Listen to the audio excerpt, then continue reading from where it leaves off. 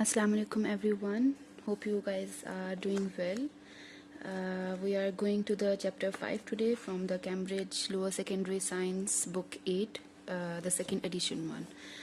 So let's go to the chapter 5, the structure of the atom.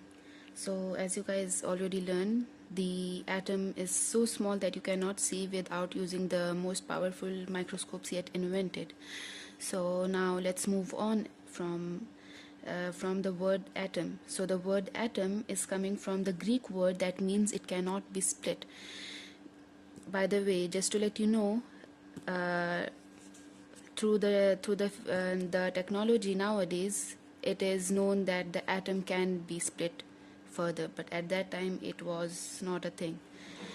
Anyhow, so the atoms are particular element are the same.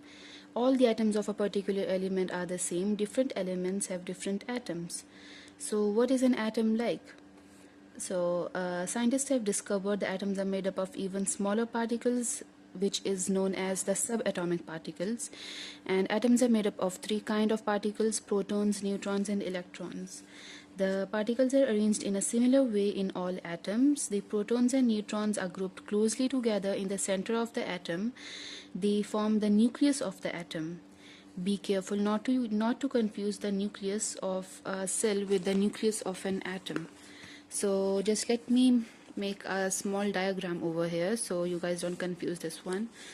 Let's say this is a small circle which is demonstrating as a cell, and then there is millions of small particles which is known as an atom. Okay, and then inside the tiny atom there is a tiny dense nucleus which is containing the protons and the neutrons. Okay, so the electrons move around the nucleus. The three different particles in an atom have different properties. Protons and neutrons have much more mass than the electrons. In fact, electrons have almost no mass. Protons and neutrons have the same mass. Protons have a positive electric charge. Neutrons have no electric charge. Electrons have a negative electrical charge. Okay, I want to explain over here again. This one is working as we have learned earlier. The like charges repel and the unlike charges attract, right?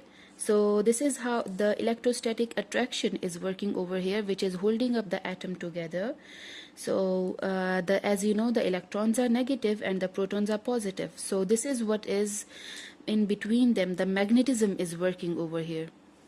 Okay, so let's read it here. There is an attraction between the positive and negative charges. This electrostatic attraction between the positive charge on the protons and the negative charge on the electron is what holds individual atoms together. Let's move on. Okay, how did scientists come with the model of the structure of the atom? So scientists from all over the world have worked on different ideas together.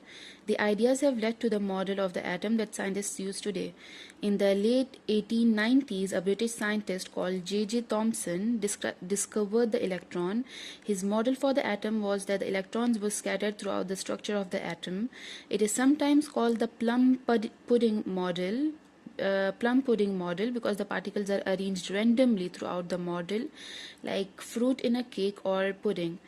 Okay, the reason over here they are using plum pudding model is because what they thought earlier as the atom is it has all the mass. It is very it is like dense and it has a lot of mass, and it is nothing can pass through it. Okay, like let's say I would like to give you another example. If you are a chocolate person, make it as a cookie with a lot of chocolate chips which is arranged randomly. Okay, so the chocolate chips would be the electrons, and the cookie, nothing can pass through it, right? If you are just throwing anything, it will be stuck in between in that cookie dough. So this is kind of how they are demonstrating the J.J. Thomson's model of the atom. Let's move on. So one of the Thomson students was originally from New Zealand. His name was Ernest Rutherford. Rutherford discovered that the proton in 1909 and the nucleus in 1911. Make sure guys you have to learn these dates, please. Okay, so Rutherford's most famous experiment was the gold foil experiment. In this experiment, Rutherford fired fast-moving particles smaller than an atom at very thin gold foil. Most of the particles passed straight through the foil. Only a few of the particles, about 1 in 8,000, were deflected in various directions. Deflected means the direction of the particle was changed. So this is the famous Rutherford gold foils experiment. Okay, what is it trying to demonstrate over here is, take this particle source, this purple block over here is working as it is shooting bullets. So it's not bullets, but it is the alpha particles, which are the positive particles. So what they did, they shoot the particles from a source, and what Rutherford thought, that it will just stuck in the gold foil, or maximum it will move. This was his idea, that maximum it will move, it will not pass through it. This was something else.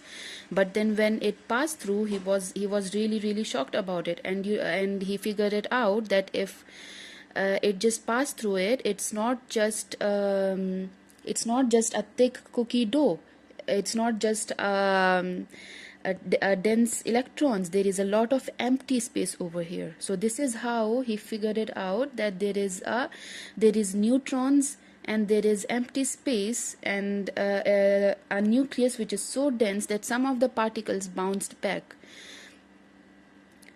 Okay, just learn this experiment, it is very important over here.